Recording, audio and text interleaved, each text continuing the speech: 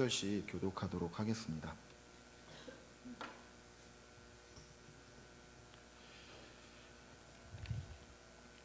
곡식과 새 포도주와 기름은 내가 그에게 준 것이요 그들이 바알을 위하여 쓴 은과 금도 내가 그에게 더하여 준 것이거늘 그가 알지 못하도다.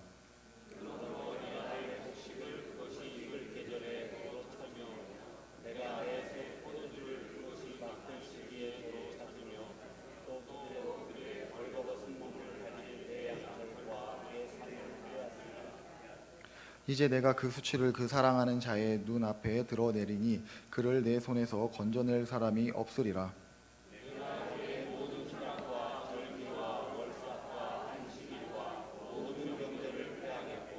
그가 전에 이르기를 이것은 나를 사랑하는 자들이 내게 준 값이라 하던 그 포도나무와 무화과나무를 거칠게 하여 수풀이 되게 하며 들짐승들에게 먹게 하리라.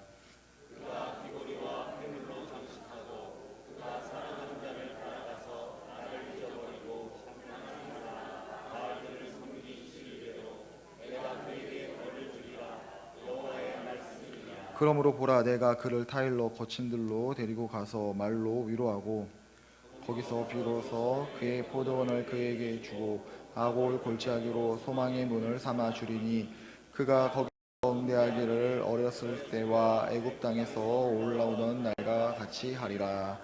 아멘. 우리 앞뒤져 계신 성도님들과 서로 인사하도록 하겠습니다. 사랑하고 축복합니다. 인사합니다. 사랑하고 축복합니다. 사랑하고 축복합니다. 네, 오늘은 은혜를 알면 고난이 보석처럼 보입니다. 은혜를 알면 고난이 보석처럼 보입니다. 라는 제목으로 하나님 말씀 증거하도록 하겠습니다. 좋은 사람 옆에 좋은 사람이 늘 있죠. 우리의 삶 가운데 하나님께서 인도하여 주시는 만남의 은혜로 말미암아 우리 서로가 서로에게 좋은 사람이 되는 은혜가 충만하게 임하길 축복합니다. 아흔의 노모와 함께 사는 70살 된 딸의 이야기입니다. 딸의 아버지는 딸이 어렸을 적에 북으로 건너갔다라고 합니다. 남쪽에 남겨진 어머니와 딸은 이제 서로를 의지하면서 모진 세월을 살았다라고 고백을 합니다. 딸의 아버지가 북으로 건너갔을 당시 이 딸의 어머니의 나이는 21살입니다. 젊은 나이였지만 어머니는 한평생 나무를 팔며 오직 딸만을 위한 삶을 살았습니다. 어느새 시간이 흘렀습니다. 딸이 70 넘은 할머니가 되었습니다. 그러나 둘은 여전히 서로를 의지하면서 살아가고 있습니다. 고된 새벽 일을 마치고 집으로 돌아온 딸은 어머니와 자신을 위한 조촐한 아침을 차립니다. 어머니와 아침을 나누고 잠시의 여유도 갖지 못한 채 딸과 어머니는 마당 돗자리에 널려져 있는 나물들을 정리하기 시작을 합니다. 그렇게 일을 하다가 잠시 쉬는 시간 어머니의 깊은 주름을 바라보던 딸이 지금까지 마음으로만 품었던 속 깊은 자신의 이야기를 작가에게 합니다. 어렸을 때 어머니가 나를 두고 갈까봐 그렇게 어머니 꽁무니를 쫓아다녔어요. 딸은 어머니가 재혼하여 자신을 버리면 어떻게 하지? 라는 마음 가운데 늘 불안했다라고 합니다. 그런 불안감으로 딸은 어머니 옆을 떠나지 못했다라고 합니다. 그러나 어머니는 딸의 이런 불안감을 이미 알고 있었습니다. 그렇기 때문에 21살이라는 어린 나이에 홀로 된 이 어머니는 재가에 대한 생각을 버리고 한평생 딸과 함께 살았습니다. 지난 날을 회상하던 딸이 잠시 후에 또 작가에게 이렇게 이야기를 합니다. 그런데 지금 생각해보면 내가 엄마의 청춘을 다 빼앗은 것 같아요. 저렇게 허리가 구부러진 할머니가 되도록 효도도 잘 못하고 이제는 쉬엄쉬엄 일하라고 해도 또 저렇게 일을 하고 지금도 사랑으로 나를 자신을 위해서 자식을 위해서 자신의 삶을 포기한 어머니를 보며 이 70 넘은 딸은 끝내 말을 잇지 못하고 울먹였습니다. 자신의 삶을 포기하고 자녀를 위해 사는 삶, 우리 부모님들의 보통의 삶입니다. 우리 부모님들의 삶을 비교할 수 있는 것, 우리 부모님들의 삶을 통해서 우리가 알 수 있는 신앙의 가치는 바로 하나님 사랑입니다.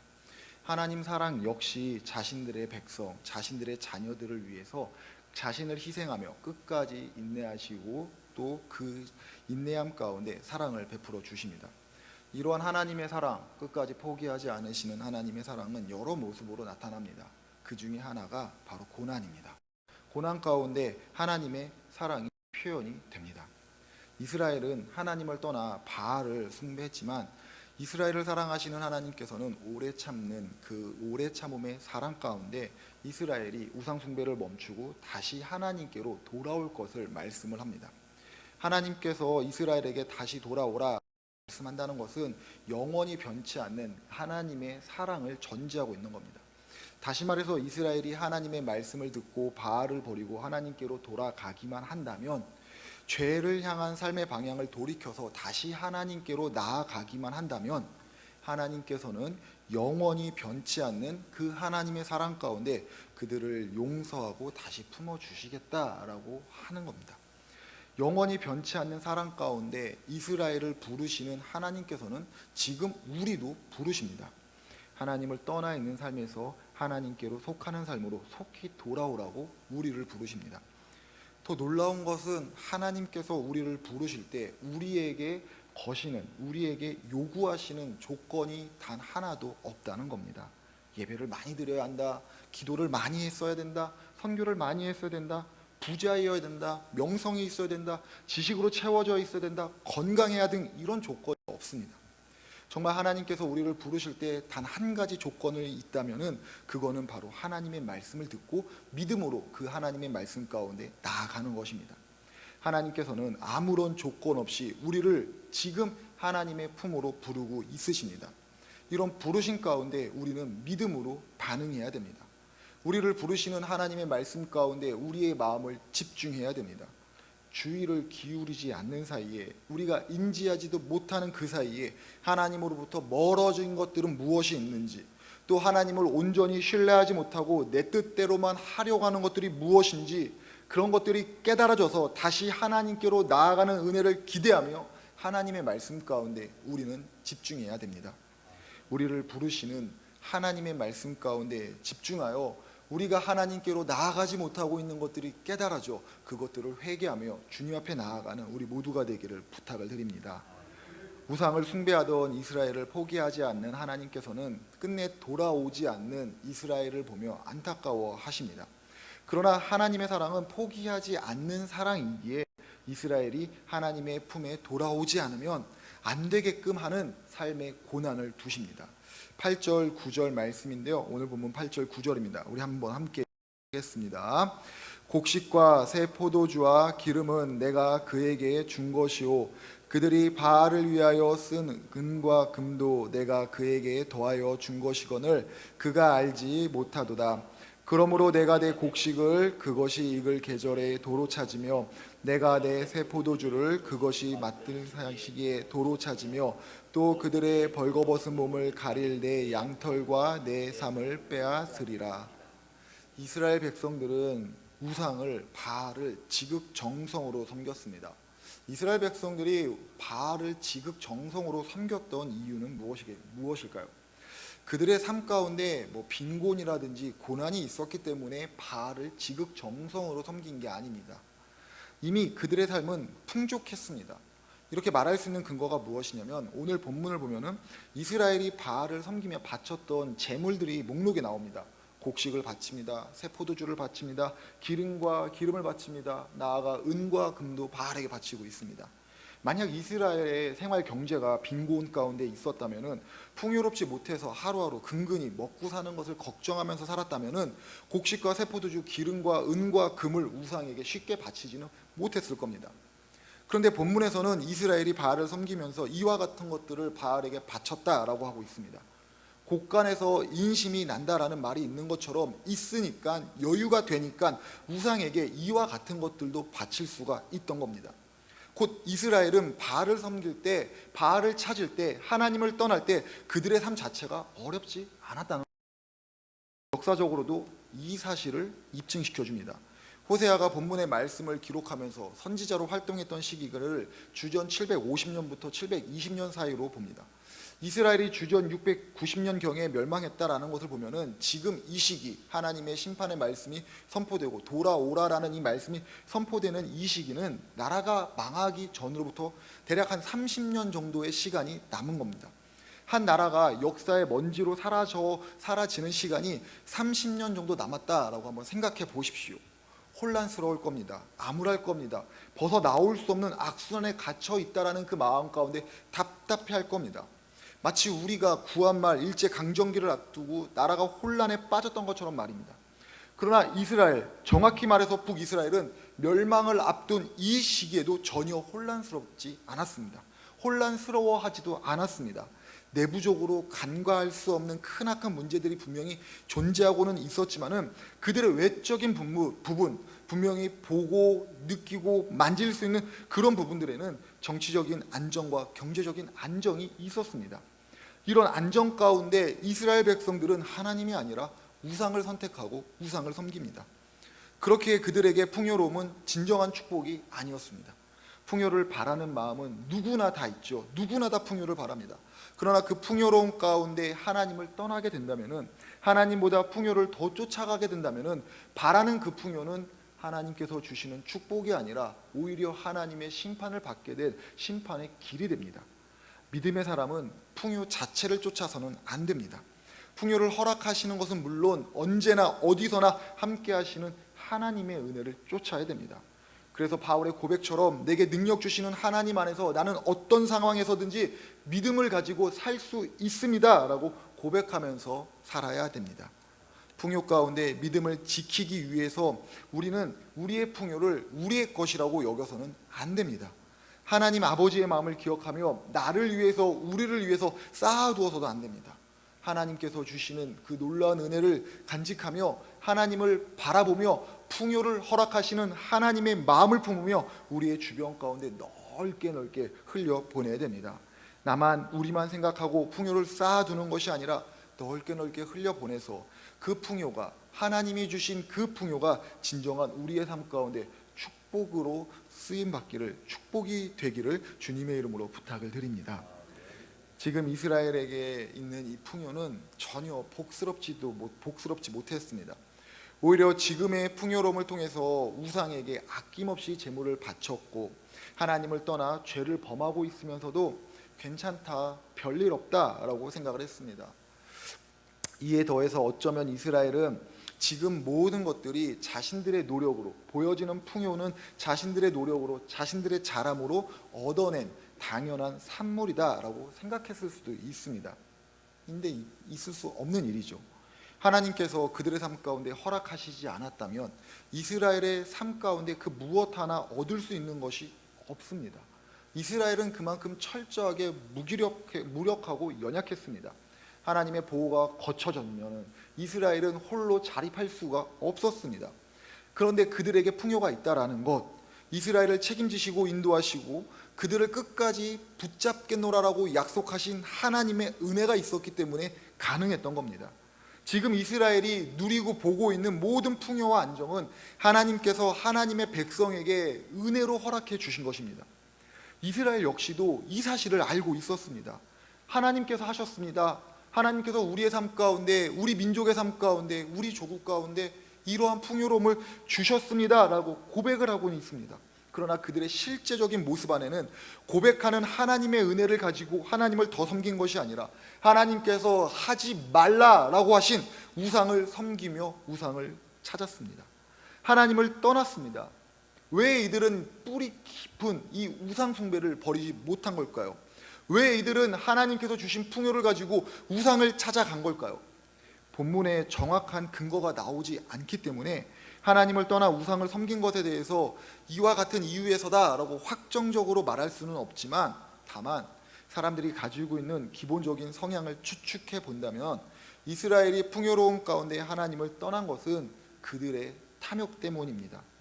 이스라엘이 선택한 바알, 신, 몇 번 말씀드리는 것처럼 농경사회에서 가장 중요한 폭풍과 비를 주관하는 신입니다. 바알 신과 함께하는 신이 아세라인데 아세라는 다산을 상징합니다. 바알과 아세라를 섬긴다는 것, 다산을 바라고 풍요를 바란다는 것입니다. 이스라엘이 가진 탐욕은 바로 이것입니다. 지금을 넘어선 풍요와 안정을 더 누리고 싶은 겁니다.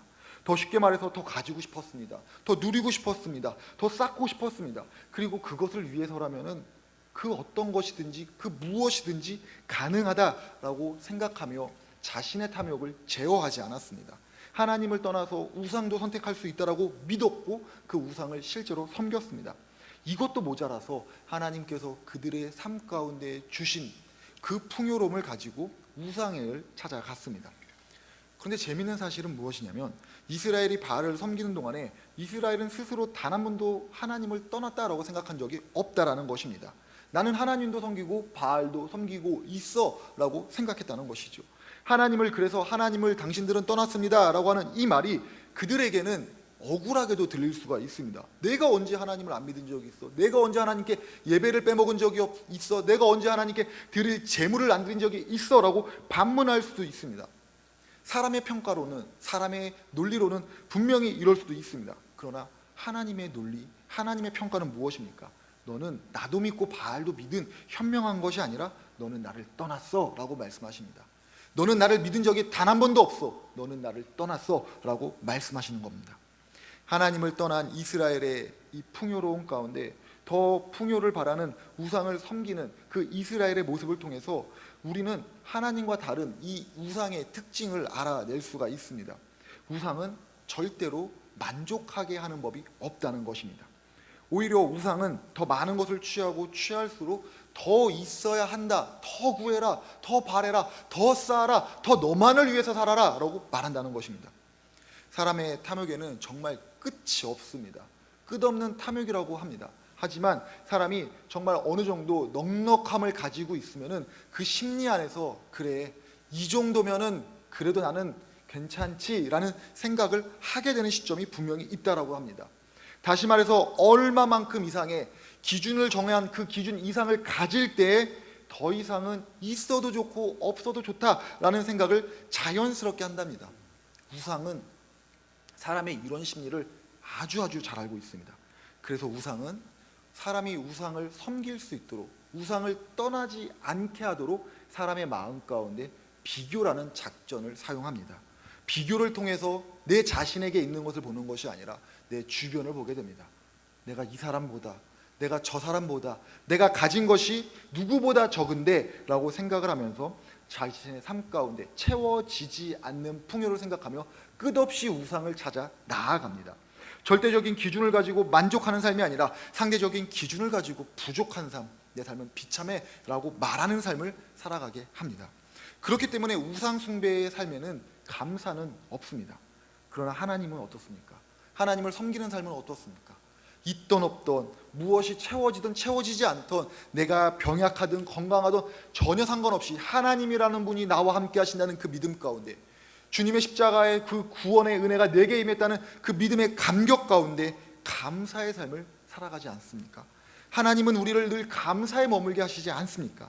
내가 수고하여 노력한 것들, 내가 획득한 것들이 아니라 하나님께서 주시는 은혜 가운데 내가 살아가고 있구나. 그래서 부족하면 부족한 대로 감사하고 풍족하면 풍족한 대로 감사하는 것, 비교가 아니라 하나님의 은혜로 만족한 삶을 살게 하는 것, 이것이 하나님을 믿는 사람의 모습 아닙니까? 만족의 삶을 살게 하시는 하나님, 만족함 가운데 감사를 하게 하시는 그 하나님, 하나님께서 우리에게 왜 만족을 주시고 왜 감사를 하게 하십니까? 하나님이 우리에게 원하시는 것이 무엇입니까? 그것은 풍요와 풍족이 아니라 하나님과의 친밀함입니다. 하나님과 더욱더 친밀한 관계를 맺기 위해서, 하나님으로 진정으로 만족한 삶을 살아가게 하기 위해서 하나님께서는 우리의 삶 가운데 비교가 아니라 하나님으로 허락되는, 하나님으로만 누릴 수 있는 감사와 만족을 주시는 것입니다. 그럼에도 제어되지 않는 욕망과 욕심으로부터 하나님보다 우상을 선택할 때가 우리는 너무나도 많이 있습니다. 우상을 선택하고 섬기면서 자신의 욕망과 자신의 욕심을 채워달라고 하나님 앞에도 나와서 하나님께서 허락하시지 않은 하나님의 의도와 전혀 상관없는 것들을 하나님 앞에 구하고 있습니다. 하나님께서는 그런 것들을 보시면서 낭비라고 말씀하십니다. 하나님께서 허락하신 것들을 하나님의 의도와 상관없이 낭비할 때 하나님께서는 더 이상의 낭비를 하지 않도록 그 낭비되는 것들을 멈추게 하기 위해서 낭비의 근원을 잘라 없애 버리십니다. 우상에게 바쳐졌던 그들의 삶 가운데 있었던 곡식과 포도주와 기름과 은과 금을 그들의 삶 가운데 마르시게 했던 것처럼 말입니다. 하나님께서 호세아 선지자를 통해서 지금 이스라엘 가운데 하시는 말씀, 너희에게 있는 것을 도로 찾을 것이다 라는 이 말씀, 하나님께서 우상을 향해서 나아가는 너희의 발걸음을 내가 직접 끊겠다라고 하시는 것입니다. 하나님께서는 우리의 삶 가운데 말로 다할 수 없는 은혜로 가장 필요한 것들, 가장 좋은 것들을 허락해 주십니다. 그것이 꼭 물질적인 것이 아닐지 몰라도 우리의 삶 가운데 정말 하나님 보시기에 필요한 것들을 때마다 순간마다 허락해 주십니다. 그러나 그런 것들이 하나님의 의도와 상관없이 사용이 된다면은, 그리고 그런 것들이 있다라고 해서 하나님의 말씀을 듣지 않는 그 가운데 머물러 있다면은 하나님께서는 그것들을 도로 찾아가십니다. 우리의 삶 가운데 허락한 것들을 도로 찾아가시는 하나님이 지금 우리에게 말씀하신다는 것을 우리는 분명히 기억해야 됩니다. 지금 우리의 삶 가운데 조금 풍족한 것들이 있다면 무엇입니까? 하나님께서 내 삶 가운데 허락하셨다라고 내 스스로도 고백할 수밖에 없는 것들이 있다면 무엇입니까? 지금 그것을 우리는 어떻게 사용하고 있습니까? 무엇을 위해 사용하고 있습니까? 하나님의 뜻 가운데 사용합니까? 하나님의 눈물이 있는 곳 가운데 사용을 하고 있습니까? 아니면은 낭비되고 있습니까? 또 하나님께서 우리 삶 가운데 허락해 주신 것들 가운데 만족하지 못하는 그 마음으로 인해서 하나님 조금만 더요, 하나님 조금만 더요, 하나님 저 사람보다는 더요 라고 하면서 구하고 있는 것들은 무엇이 있는지 한번 곰곰이 생각해 보시기를 바랍니다. 하나님께서 우상을 섬기는 이스라엘 백성들을 보고서 너희들이 우상을 섬길 때 바치던, 너희들이 우상을 찾는 그 풍요를 마르게 하겠다라고 말씀하십니다. 하나님께서 그들의 삶 가운데 마르게 하겠다라고 하는 이 말씀, 이 심판의 의미는 돌아오라입니다.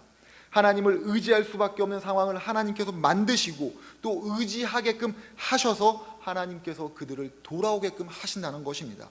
10절 13절 말씀인데 제가 한번 읽어드릴게요.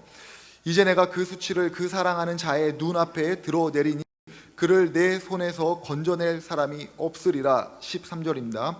그가 귀고리와 폐물로 장식하고 그가 사랑하는 자를 따라가서 나를 잊어버리고 향을 살라 바알들을 섬긴 시일대로 내가 그에게 벌을 주리라. 여호와의 말씀이니라. 우상에게 바쳐지고 있는 것들, 우상을 향해서 가는 그 발걸음을 하나님께서 멈추실 때에 그들의 삶 가운데 있었던 그 풍요를 하나님께서 다시 걷어가실 때 이스라엘 백성들이 지극정성으로 섬겼던 바알은 무엇을 했습니까? 아무것도 못했습니다. 아무것도 할 수 없었습니다.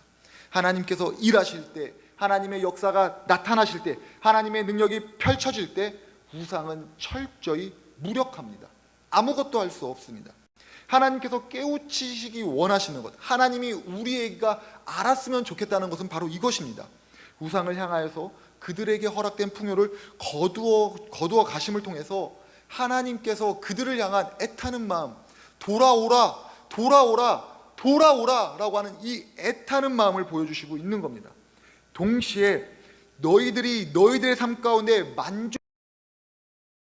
너희들의 삶 가운데 진정한 풍요를 허락하는 분은 저 바알이 아니라 오직 살아있는 나 여호와 하나님임을 너희가 깨달아야 한다라는 것입니다. 그래서 하나님께서 하시는 말씀이 무엇입니까? 오직 나만 믿고 따라와입니다. 우상을 섬기지만 그들을 매몰차게, 우상을 섬기는 이스라엘 백성들을 매몰차게 끊지 않으시고 끝까지 포기하지 않는 사랑 가운데 돌아오라라고, 돌아오라라고, 돌아오라라고 외치시는 이 하나님을 통해서 그들의 삶의 풍요를 마르게 하심으로 우상에게 향한 그 발걸음을 끊으시는 이 하나님의 애절한 마음을 보면서 우리가 알게 되는 것은 무엇입니까? 하나님의 사랑은 정말 깊고 깊다는 것입니다. 하나님의 사랑은 측량하기가 불가능하다는 것입니다. 돌아오라라고 외치고 기회를 주시고 또 기회를 주시는 이 하나님의 깊고 깊은 사랑을 오늘 말씀을 통해서 우리는 깨달을 수가 있습니다. 그러나 사람들은 생각했던, 허락했던 것들, 사람들이 생각하기에 우리의 삶 가운데 하나님이 주셨지라고 하는 것들을 낭비하고 있음에도 불구하고 그 낭비되는 것들을 하나님이 다시 거두어 가셨을 때 풍요의 근원을 마르게 하시어 다시 내게로 돌아오라라고 하시는 그 하나님의 그 역사가 나타날 때 하나님의 깊은 사랑을 보며 하나님께서 내 삶 가운데 은혜를 베푸셨다라고 말하지 않습니다. 내 삶에 조금의 불편이 올 때, 내 삶에 조금의 어려움이 올 때 우리는 그 어려움과 그 불편 가운데 하나님으로서 떠난 내 마음을 돌이켜보는 것이 아니라 하나님 내게 왜 이러십니까? 하나님 내게 왜 고난을 주십니까? 라고 말합니다. 물론 하나님께서 우리의 삶 가운데 누리고 살고 있는 것들, 거두어 가시는 것들이 편하고 좋은 사람은 단 한 명도 없을 겁니다. 욥이 믿음의 시험을 받을 때 그의 모든 재산을 잃어버리고 자녀들을 잃어버렸을 때 나에게는 평온도 없고 안일도 없고 안식일도 없고 휴식도 없고 오직 불안만 있다라고 고백했던 것처럼 하나님께서 삶 가운데 허락된 것들을 거두어 가실 때 하나님의 그 뜻을 온전히 이해하기란 쉽지 않습니다. 아니 어쩌면 불가능에 가깝습니다. 또한 하나님의 거두어 가심을 내 생각과 내 기준으로 판단하고 말할 그냥 하나님이 하신다라고 우리는 여겨야 됩니다. 그렇기 때문에 우리의 삶 가운데 어떤 고난으로 해서 하나님이 허락하신 것들이 거두어져 갈 때 우리는 하나님을 이해하려는 태도를 버려야 됩니다. 하나님 제발 납득하게 하여 주시옵소서, 이걸 버려야 됩니다. 대신에 지금에 있는 그 상황 가운데 하나님이 함께 계심을 믿으며 그 상황을 받아들여야 됩니다. 하나님의 뜻을 믿고 하나님을 쫓아 하나님의 그 뜻 안에 머무를 수 있도록 우리는 구해야 됩니다. 그것이 하나님의 책망이라면은 우리는 그 책망을 들으며 회개로 나아가야 되고, 그것이 하나님의 또 다른 시험이라면은 그 믿음의 시험 가운데 주여 내가 이 믿음의 시험을 이겨내게 하여 주옵소서라고 기도하며 은혜를 구해야 됩니다. 하나님의 은혜를 구하며 하나님의 은혜를 알게 될 때 비로소 우리는 우리의 삶 가운데 있는 그 고난을 바라보며 하나님의 보석으로 여기게 됩니다. 지난 시간에 우리의 삶을 돌이켜보기를 원합니다. 어떻게 무엇을 했기 때문에 지금 우리가 이곳에서 하나님을 예배할 수가 있습니까? 어떻게 무엇을 했기 때문에 우리는 오늘도 주님께 나와 찬양을 드릴 수 있습니까? 더위가 심한 이 시기에 비도 오고 날씨도 꿉꿉한데 그 모든 것들을 상관하지 않고 하나님 앞에 나올 수 있는 것입니까? 만약 지난 삶 가운데 어려움이 없었다면, 고난이 없었다면 지금 이 은혜의 자리가, 지금 우리의 삶이 은혜다라고 고백할 수가 있었겠습니까? 고난은 분명히 힘들고 어렵습니다. 그러나 고난은 은혜로 깨달은 자에게는 하나님의 보석으로 분명히 보입니다. 있고 없음만 따집니다. 무익한 태도입니다. 고난이 임할 때 그 가운데 임한 하나님의 뜻이 무엇인지를 우리는 살펴야 됩니다. 하나님께 더 나아가기를 힘써야 됩니다. 주여 저는 죄인입니다. 주여 저는 도무지 모르겠습니다. 주여 저를 인도하여 주옵소서. 하나님의 은혜를 구해야 됩니다. 우리의 삶에 임한 고난이 하나님을 더 찾기 위한 하나님의 섭리 가운데 있다는 것을 깨달으시길 부탁을 드립니다. 변하지 않는 상황일지라도 그 상황 가운데 선한 길로 인도하시는 하나님을 신뢰하며 하나님을 더 찾으시는 우리 모두가 되시기를 부탁을 드립니다. 우상을 향해 나아가는 것들을 도로 찾아 그들의 죄악의 근원을 말리시는 하나님의 사랑은 우리의 삶의 고난과도 같은 모습으로 나타납니다.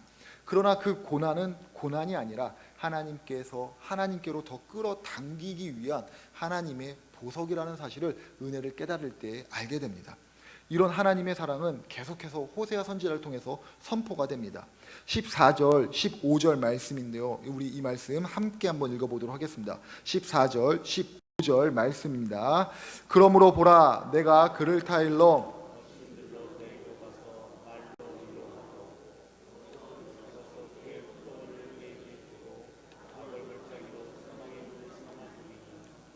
그가 거기서 응대하기를 어렸을 때와 애굽 땅에서 올라오던 날과 같이 하리라. 아멘.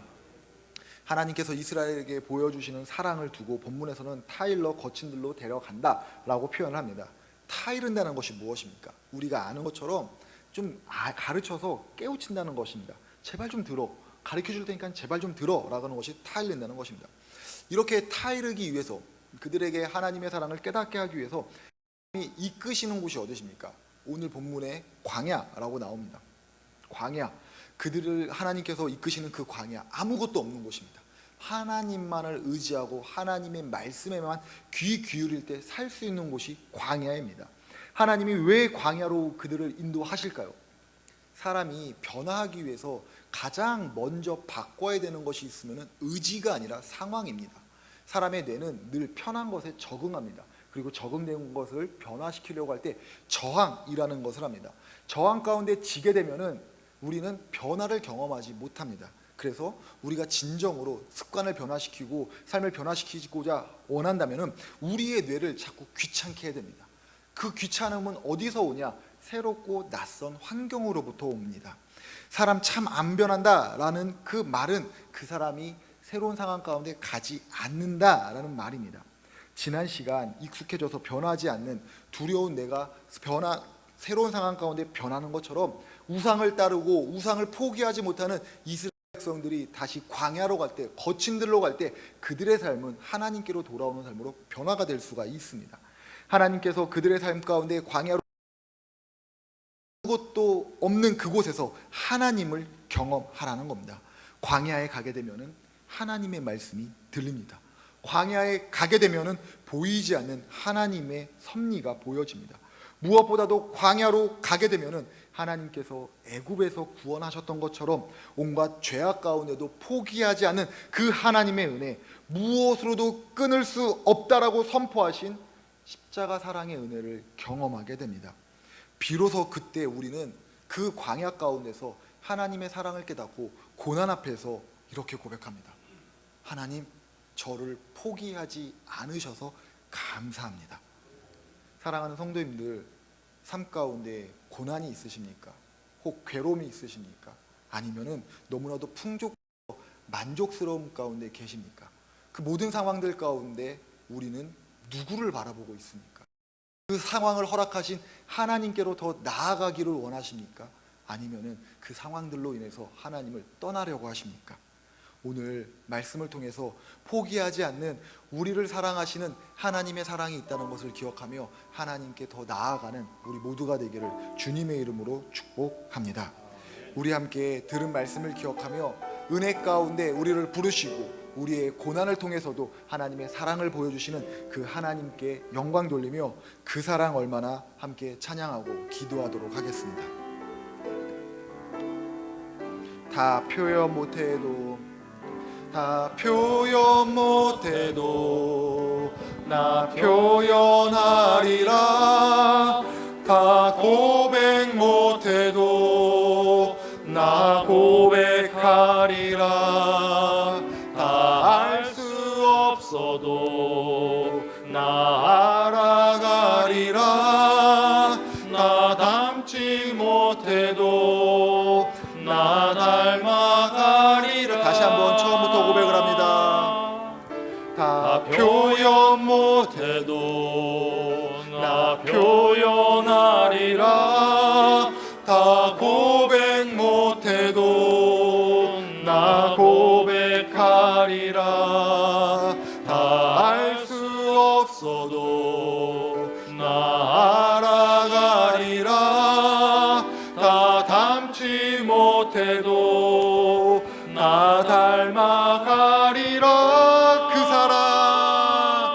그 사랑 얼마나 아름다운지, 그 사랑 얼마나 날 부욕해 하는지, 그 사랑 얼마나 크고 놀라운지를, 그 사랑 얼마나 나를 감격하게 하는, 그 사랑 얼마나 아름다운지, 그 사랑 얼마나 아름다운지, 그 사랑 얼마나 날 부욕해 하는지, 그 사랑 얼마나 크고 놀라운지를, 그 사랑 얼마나 나를 감격. 우리 마지막으로 한 번만 더 고백을 할까요? 그 사랑 얼마나 아름다운지, 그 사랑 얼마나 아름다운지, 그 사랑 얼마나 날 부욕해 하는지, 그 사랑 얼마나 크고 놀라운지를, 그 사랑 얼마나 나를 감격하게 하는지. 이 시간에 함께 들은 말씀을 기억하며 하나님 앞에 기도하겠습니다. 하나님, 포기하지 않는 사랑 가운데 우리를 불러주시고 우리에게 십자가 구원의 은혜를 주시니 감사합니다. 주님, 말씀하시는 그 자리 가운데에서 하나님의 말씀을 듣고 다시 하나님께로 나아가는 우리 모두가 되게 하여 주시옵소서. 하나님과 더욱더 친밀해지는 십자가 구원의 사랑을 누리는 우리 모두가 되게 하여 주시옵소서라고, 하나님 우리와 함께 하여 주심을 감사합니다라고 우리 다 같이 주님의 이름으로 한번 부르고 통성으로 기도하도록 하겠습니다. 주여, 할렐루야. 살아계신 하나님 아버지, 은혜 진심으로 감사합니다. 하나님의 놀라운 은혜 가운데 포기하지 않는 그 사랑과 그 은혜 가운데 아버지 하나님 우리를 이끌어 주시고 아버지 우리에게 역사하여 주시니 진심으로 감사합니다. 하나님, 우리에게 말씀하시고 우리를 포기하지 않으시는데 우리는 하나님의 말씀을 듣지 않고 하나님과 멀어지는 방향으로 아버지 하나님 우리의 삶 가운데 허락이 된 것들을 사용하고 있진 않았는지 아버지 하나님 생각해 보게 됩니다. 주님, 우리를 용서하여 주시옵소서. 주님, 우리에게 포기하지 않는 그 사랑이 있음을 기억하며 다시 하나님께로 나아가 주의 말씀을 들으며 살아가는 우리 모두가 다 되게 하여 주시옵소서. 하나님의 놀랍고 귀한 그 사랑 가운데, 하나님의 그 역사하심 가운데 아버지 우리가 머물러 하나님의 사랑을 찬양하게 하시고 그 하나님의 사랑과 그 은혜 가운데 감격으로 나아가는 우리 모두가 될 수 있도록 역사하여 주시옵소서. 내가 무엇이기에, 내가 무엇을 잘했기에 오늘의 내가 있는지 생각하며 늘 나와 함께 하셨던 하나님, 아니 늘 나와 함께 하시는 하나님 붙들고 주님께 더 나아가는 우리 모두가 다 되게 하여 주시옵소서. 그리하여 우리의 찬양의 고백처럼 표현하지 못할지라도 다 찾을지 못할지라도 오직 하나님 아버지 한 분을 찾으며 나아가는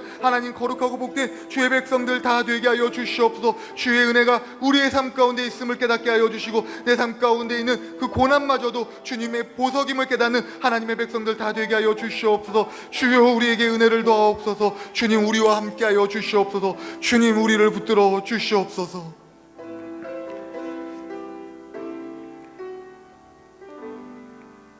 하나님, 하나님의 은혜 가운데 늘 머무는 주의 백성들 되게 하여 주시옵소서. 하나님의 말씀 가운데 내 중심을 들이며 그 말씀을 쫓아 살아가는 하나님과 멀어지지 않은 우리 모두가 되게 하여 주시옵소서.